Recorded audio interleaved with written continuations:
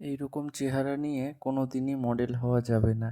এই কথাটা আমাকে শুনতে হয়েছিল যখন আমি প্রথমবার একটা হোর্ডিং শ্যুটের জন্য কাজ চাইতে গিয়েছিলাম। সেটা কোনো অডিশন ছিল না, সেটা একান্তই একটা কাজ চাওয়াই ছিল।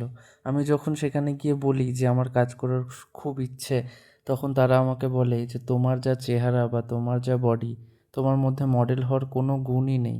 সেই জন্যই আমি এখন আর কাজ চাওয়া বন্ধ করে দিয়েছি এবং যতটুকু পারি যেইটুকু পারি নিজের মোবাইল থেকেই আমি ভিডিও শ্যুট করি।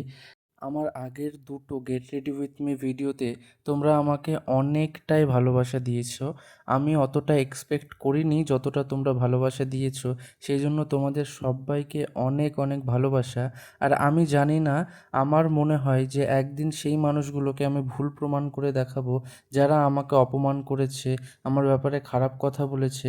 আর তোমরা আমার সঙ্গে সেটাতে সবসময় থাকবে। এভাবেই নতুন নতুন ভিডিও নিয়ে তোমাদের সঙ্গে দেখা হতে থাকবে।